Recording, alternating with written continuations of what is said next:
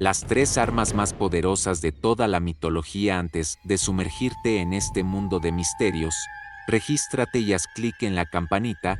Tu clic llevará esta curiosidad aún más lejos. Gracias por formar parte. Desde el inicio de la humanidad, las leyendas y mitos han sido una forma de explicar lo inexplicable, de dar sentido a fenómenos naturales y a las fuerzas invisibles que rigen el mundo.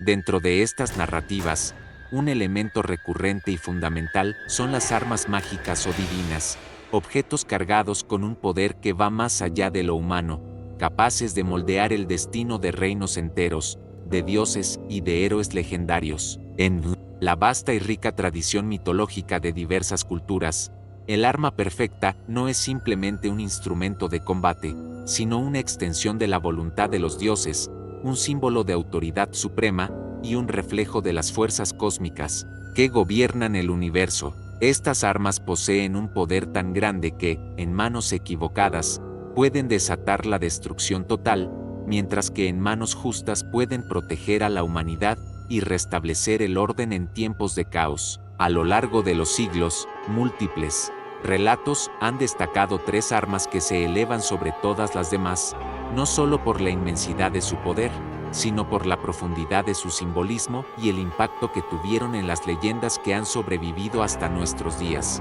Estas armas, portadas por figuras de una importancia casi divina, han inspirado miedo y respeto, han sido objeto de batallas épicas y han marcado el destino de civilizaciones. La primera razón por la que estas armas se consideran las más poderosas es su origen sobrenatural. No son fabricadas por manos humanas comunes, sino que son regalos o creaciones directas de los dioses, imbuidas con energías primordiales o elementos de la naturaleza misma. Su capacidad destructiva supera cualquier entendimiento terrenal, rayos que caen del cielo, espadas que cortan no solo carne, sino el tejido mismo de la realidad, lanzas que determinan el curso del destino. Pero no solo su fuerza física es lo que las distingue, sino también la carga simbólica que llevan consigo.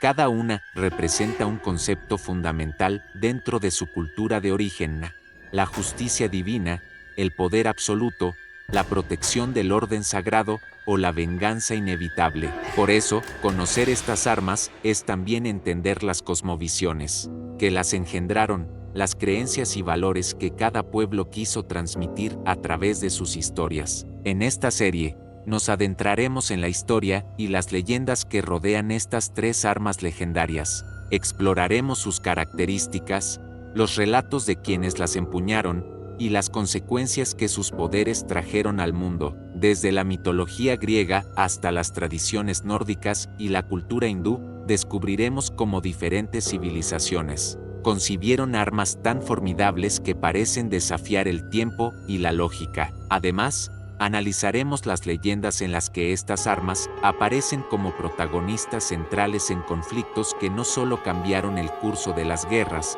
sino que también afectaron el equilibrio del cosmos. Porque en la mitología, nada es casualidad y cada objeto posee un propósito más allá de lo aparente, un rol dentro del gran tapiz de la existencia. A lo largo de esta exploración, también nos preguntaremos qué sentido tienen estas armas hoy, más allá de su función en las narrativas antiguas. ¿Qué enseñanzas podemos extraer? ¿Son metáforas del poder que todos llevamos dentro? ¿Simbolizan la lucha eterna entre la luz y la oscuridad, el bien y el mal? La respuesta puede ser tan compleja como fascinante. Finalmente, al concluir esta primera parte, comprenderemos que estas armas no son solo reliquias de un pasado remoto, sino que siguen vivas en nuestra cultura, en el arte, la literatura y el cine. Representan la fascinación humana por el poder absoluto, por lo divino y por aquello que puede alterar irrevocablemente la realidad. Así, prepárate para adentrarte en un mundo donde lo imposible se vuelve tangible, donde la historia se mezcla con la leyenda y donde conoceremos las tres armas más poderosas de toda la mitología. Un viaje que te llevará desde los cielos hasta las profundidades del inframundo, desde los reinos de los dioses hasta los campos de batalla donde el destino de la humanidad estuvo en juego. Entre todas las armas legendarias que han sido narradas en los mitos de diferentes culturas, El rayo de Zeus destaca no solo por su poder devastador, sino por su simbolismo profundo como la manifestación misma del poder divino y el orden cósmico.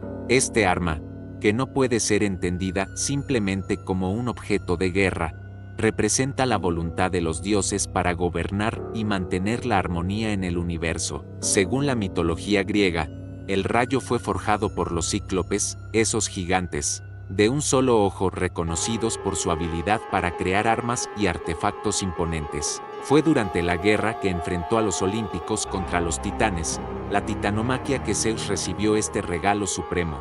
Era un rayo que contenía la energía del cielo mismo, la fuerza de las tormentas y relámpagos, una arma capaz de desatar la furia de los elementos contra cualquiera que se atreviera a desafiar el orden establecido. La historia de este rayo no solo nos habla de poder, sino también de responsabilidad. Zeus, al empuñar este arma, no solo era el dios más fuerte, sino también el guardián del equilibrio. El rayo no podía ser usado arbitrariamente, pues su fuerza podía destruir indiscriminadamente, causando caos y desorden. En múltiples relatos, Zeus se enfrenta a la difícil tarea de ejercer justicia usando este poder, castigando a aquellos que transgredían las leyes divinas, ya fueran humanos, dioses o monstruos. Entre los episodios más emblemáticos está el castigo a Prometeo, el titán que robó el fuego sagrado para entregarlo a la humanidad. Para castigar este acto de desobediencia, Zeus empleó su rayo como símbolo de su autoridad y poder.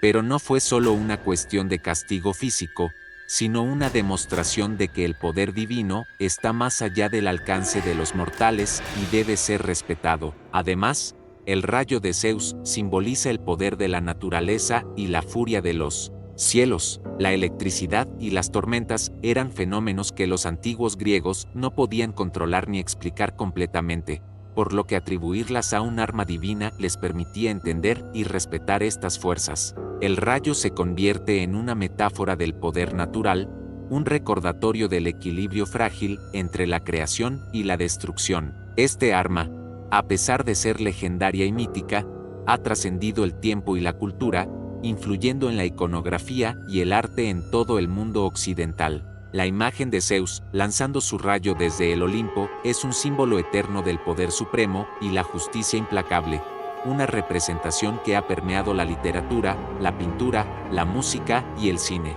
Pero el rayo también tiene un papel crucial dentro de la estructura moral y espiritual de la mitología griega. No es simplemente una herramienta de guerra, sino un instrumento para mantener el orden divino y la armonía en el cosmos. A través de su uso, Zeus reafirma su autoridad como rey de los dioses y protector de la justicia universal. En un sentido más profundo, el rayo nos invita a reflexionar sobre la naturaleza del poder, cómo puede ser una fuerza para el bien cuando está guiado por la justicia, pero también una amenaza cuando se usa con irresponsabilidad o egoísmo. El mito de Zeus y su rayo es un recordatorio de que el poder, aunque inmenso, debe ser manejado con sabiduría y respeto. Así, el rayo de Zeus no solo es la primera de las armas más poderosas de la mitología, sino también un símbolo eterno de la lucha entre la autoridad divina y el libre albedrío, entre el orden y el caos.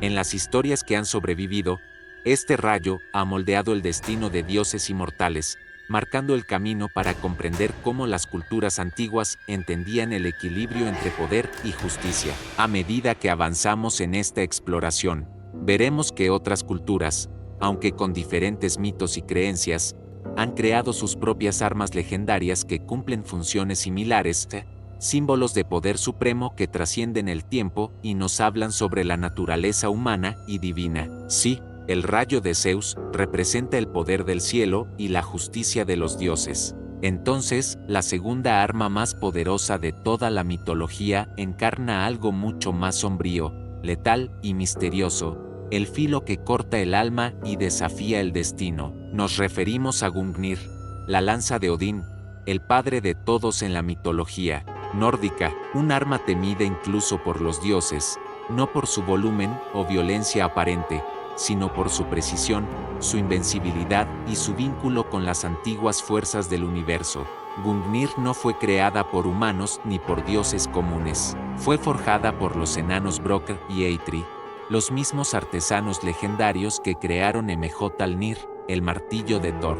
Se dice que la lanza fue tallada con un equilibrio perfecto, de modo que jamás fallaba su objetivo. Una vez lanzada, Gungnir siempre encontraba su blanco, sin importar la distancia, el viento o la protección mágica del enemigo. Era una prolongación de la voluntad de Odín, guiada por el destino mismo. Pero esta no era una simple arma para la batalla. Gungnir estaba cargada de simbolismo y poder ritual. En una de las más antiguas costumbres nórdicas, los guerreros, antes de entrar en combate, lanzaban una lanza al aire o hacia sus enemigos en honor a Odín, dedicando la batalla a él y asegurando así su favor. Este gesto no era solo un acto simbólico, sino una invocación directa a las fuerzas que regían la guerra, el destino y la muerte. En los mitos, Gungnir aparece no como un arma de destrucción masiva, sino como el cetro del destino. En el Ragnarka, el fin del mundo, según los nórdicos, Odín cabalga hacia la batalla final con Gungnir en mano, enfrentando a Fenrir, el lobo gigante destinado a devorarlo. La lanza, entonces, se convierte en testigo y protagonista de la destrucción y renacimiento del cosmos. No es solo una herramienta, sino un símbolo del ciclo eterno de muerte y vida que rige la mitología escandinava. A diferencia de otras armas divinas, Gungnir no depende del fuego, del trueno o de la furia. Su poder es silencioso, inevitable, preciso. En muchas versiones del mito, se dice que Gungnir fue consagrada con runas por el mismo Odín, durante su sacrificio colgado del árbol Yggdrasil, cuando el dios se ofreció a sí mismo para obtener la sabiduría suprema. En ese momento, habría grabado en la lanza las runas del poder, de la sabiduría y del destino, haciendo de ella un arma que no solo mata, sino que decide el cuándo y el cómo de la muerte. Este aspecto convierte a Gungnir en algo más que una lanza. Es un símbolo del control sobre el destino, del conocimiento que pesa más que la fuerza, y del sacrificio necesario para alcanzar el verdadero poder.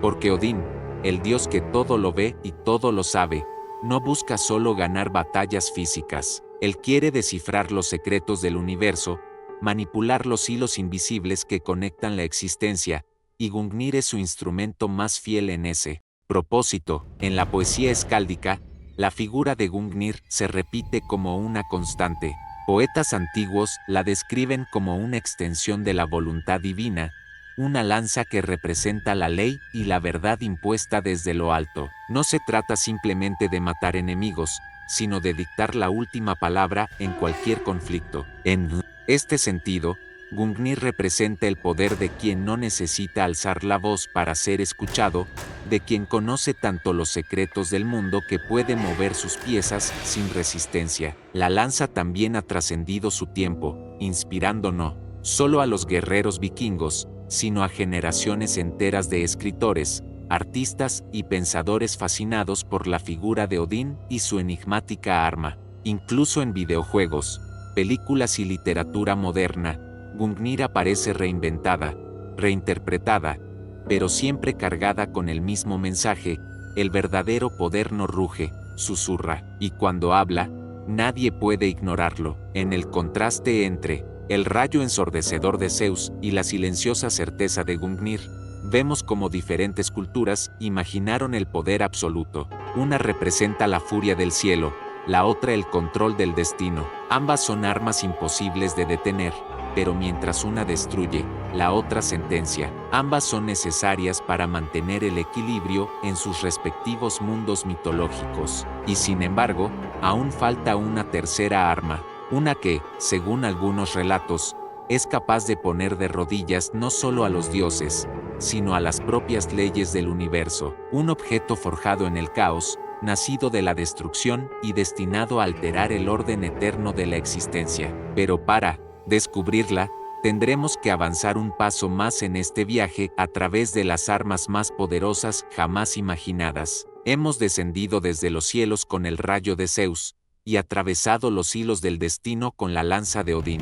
Pero aún queda una tercera arma, una que no fue concebida por la justicia divina ni por el equilibrio cósmico, una que no representa ni la ley ni el orden, sino el caos mismo, una espada nacida del fuego, de la traición y de la voluntad de romper con todo lo establecido. Sura, nombre es Kusanagi no Tsurugi, la espada sagrada de Japón, un artefacto envuelto en niebla, leyendas y silencio. A diferencia del rayo olímpico o la lanza nórdica, Kusanagi no es una creación divina directa, sino un arma descubierta entre las entrañas de un monstruo. Su historia comienza en los primeros ciclos míticos de la mitología japonesa, cuando el dios de la tormenta, Susano, descendió a la tierra y encontró una familia devastada por un ser colosal, la serpiente de 8 cabezas conocida como Yamata no Orochi. Este monstruo, de cuerpo descomunal y ojos rojos como el fuego,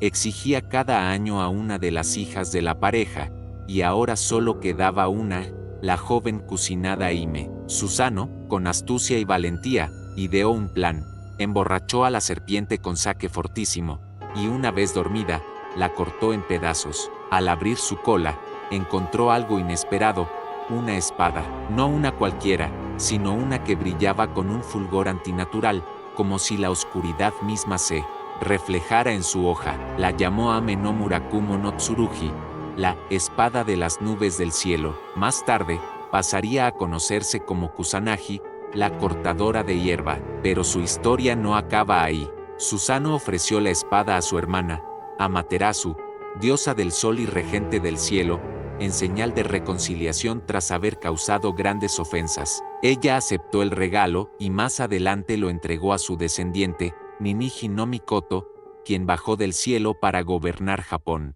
Así, la espada se convirtió en uno de los 3 tesoros sagrados del Japón, junto con el espejo Yata no Kagami y la joya Yasakani no Magatama. Estos 3 objetos no son simples reliquias, representan el derecho divino a gobernar.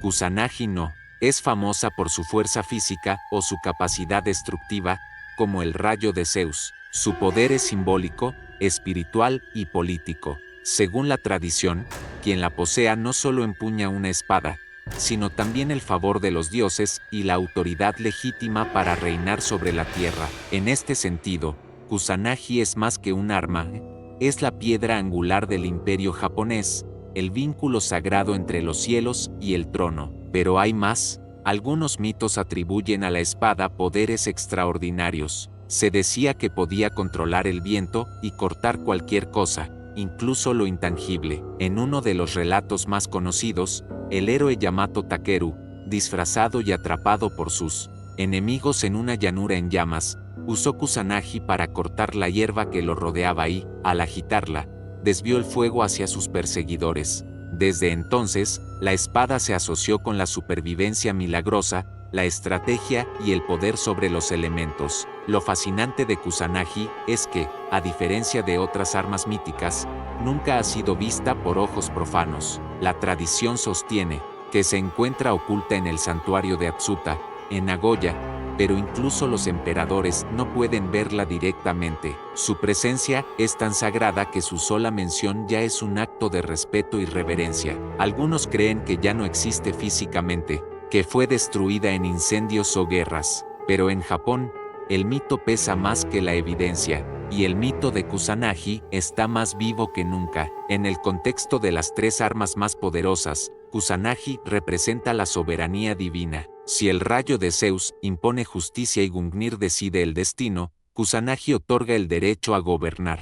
No hay trono sin ella, ni autoridad verdadera sin su bendición. En esta trilogía de armas, Kusanagi es la más enigmática, la más silenciosa y la más intangible, pero también es la más influyente. Su existencia, real o no, ha sostenido dinastías, inspirado guerras y cimentado una civilización entera, mientras el mundo occidental se maravilla con los rayos y martillos de los dioses. El mundo oriental observa en silencio un objeto que jamás se muestra, pero que todos respetan. Ese es el poder de Kusanagi. No necesita ser blandida para imponer respeto. Su leyenda es su espada, su historia, su filo, y aunque no corte carne ni hueso, ha atravesado siglos de historia humana sin oxidarse ni desaparecer. Al haber recorrido las historias del rayo de Zeus, la lanza Gungnir de Odín y la espada Kusanagi no Tsurugi, es imposible no detenerse a reflexionar sobre la inmensidad simbólica que estas tres armas encierran.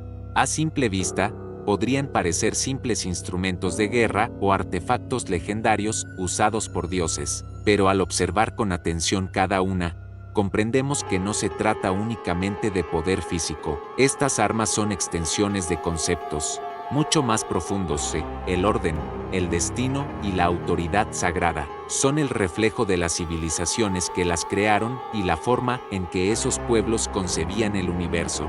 Comencemos por el rayo de Zeus. Esta arma no solo representa poder divino, representa la capacidad de imponer justicia inmediata. Es veloz, es atronador y es visualmente impactante. No por nada los antiguos griegos asociaban los truenos con la voz de los dioses. Para ellos, la justicia divina debía ser visible y escuchada por todos. El rayo, entonces, no era solo un castigo, era una advertencia. Su uso servía para restaurar el orden, pero también para recordar a los humanos y dioses menores que la ley suprema no se cuestiona. Cada vez que Zeus arrojaba su rayo, la naturaleza respondía. Era un acto total, absoluto, inapelable. En cambio, la lanza Gungnir se comporta como una paradoja silenciosa. Su grandeza no radica en el estruendo ni en el espectáculo, sino en su precisión quirúrgica y en su conexión directa con el destino. A los ojos del mundo nórdico,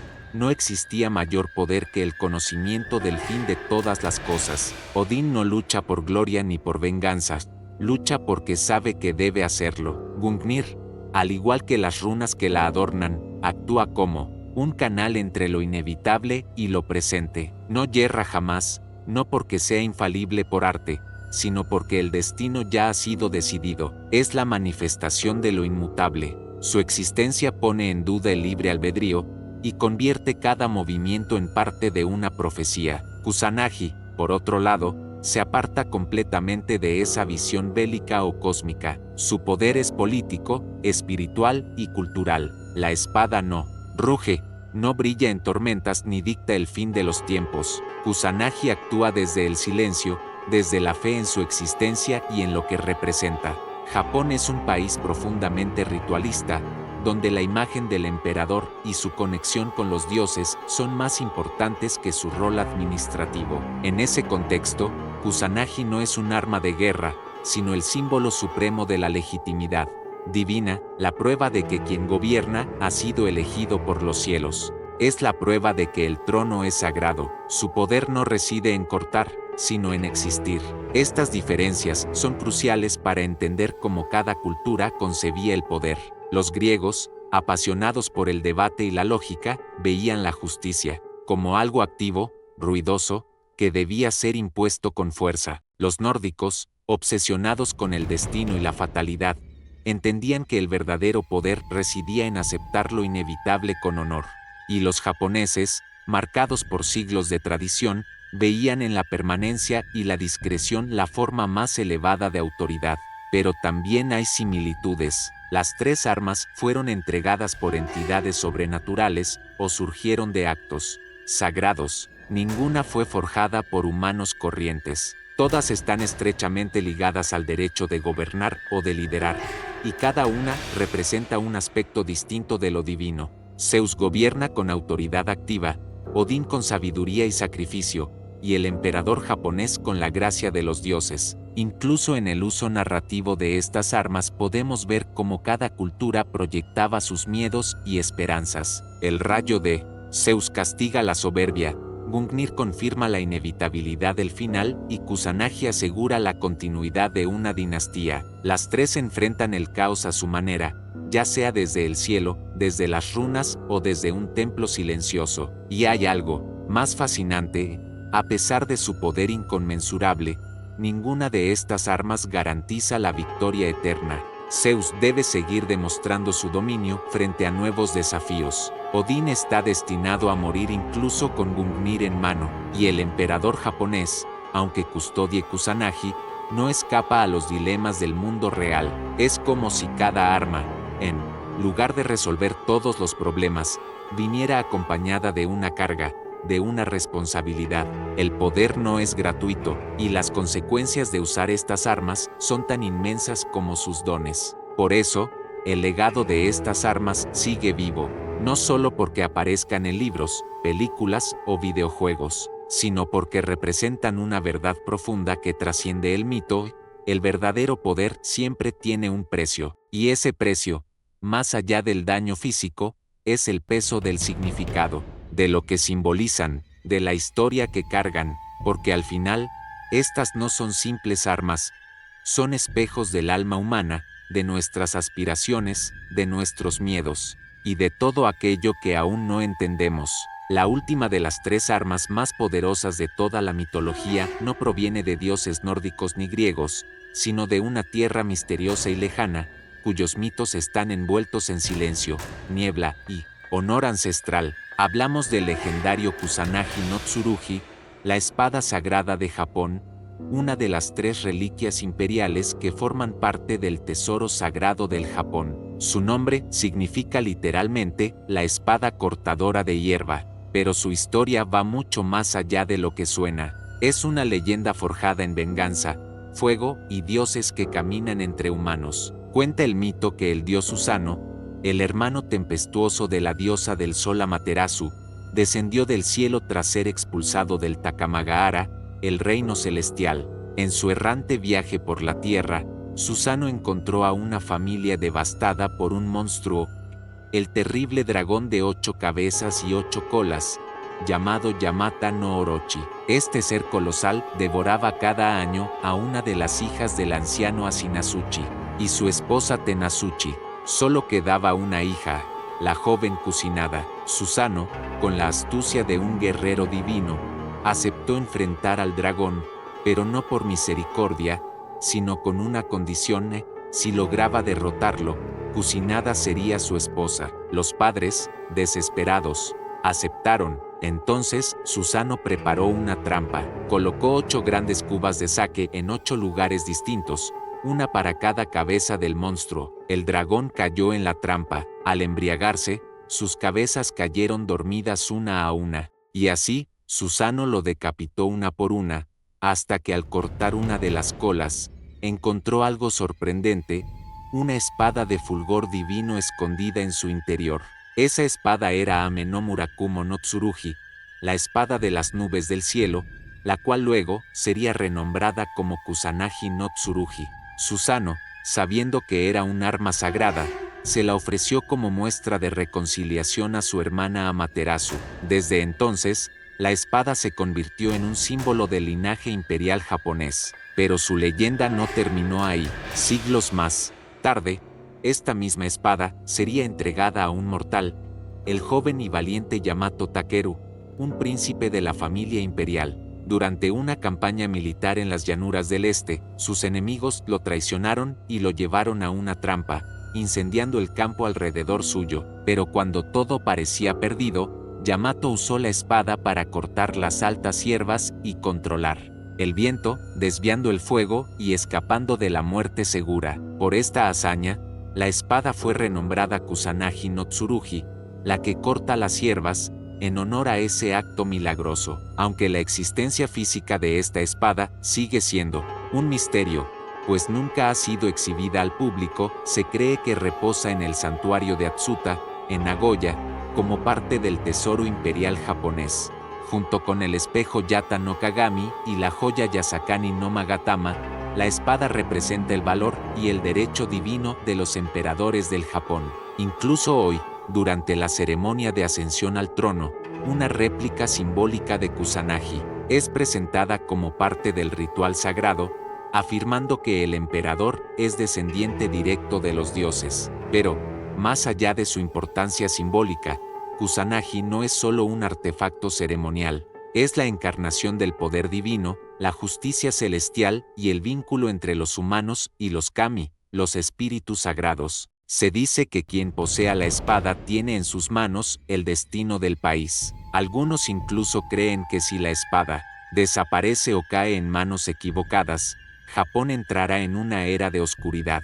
Así concluye nuestra travesía por las tres armas más poderosas de la mitología: el martillo de Thor, el relámpago de Zeus y la espada de Kusanagi. Tres culturas distintas, tres símbolos de poder absoluto, tres reliquias que encarnan la relación entre dioses y hombres. Tal vez nunca veamos estas armas con nuestros propios ojos, pero sus leyendas siguen vivas, recordándonos que, incluso en los mitos más antiguos, el poder siempre viene con un precio, un destino y una historia que trasciende el tiempo. ¿Y tú, si tuvieras que elegir una, cuál empuñarías? ¿La furia del trueno, el fuego celestial o el acero que corta los vientos del destino? Pero, entre todas estas armas colosales, invencibles, divinas o malditas, ¿qué nos dice esto sobre la humanidad? ¿Por qué nos obsesionan tanto las armas míticas? ¿Y qué reflejan de nosotros mismos? Al final de este viaje por las mitologías del mundo, quizás la historia más impactante no es la de una espada que corta montañas, ni un martillo que convoca tormentas, sino la historia de una necesidad humana, la de dar forma física al poder absoluto, a lo que no podemos controlar, a lo que tememos o deseamos dominar.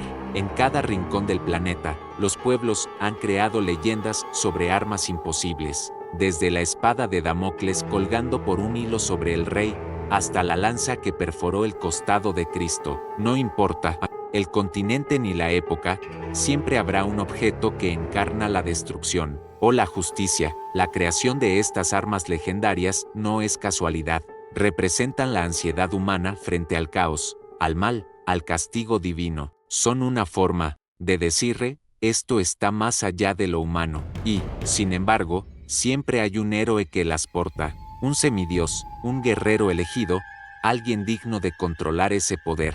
Pero aquí viene la paradoja: en muchas de estas historias, esas mismas armas terminan volviéndose una maldición, porque todo poder absoluto corrompe. La espada Kusanagi, robada de un monstruo muerto, se convierte en símbolo imperial, pero también de traición. El tridente de Poseidón es símbolo de realeza marina, pero también de celos, catástrofes y destrucción. El martillo de Thor, que salva a los inocentes, también aplasta sin piedad a los enemigos. No hay arma que venga sin consecuencias. Lo fascinante es que estas armas, aunque míticas, siguen vivas en nuestra cultura. Están en videojuegos, películas, libros, cómics. Cada vez que ves a un personaje levantar una espada encantada, lanzar un rayo desde un martillo, o blandir un arma ancestral que nadie más puede usar, estás viendo un eco de estas leyendas. Y quizás eso nos dice algo más profundo,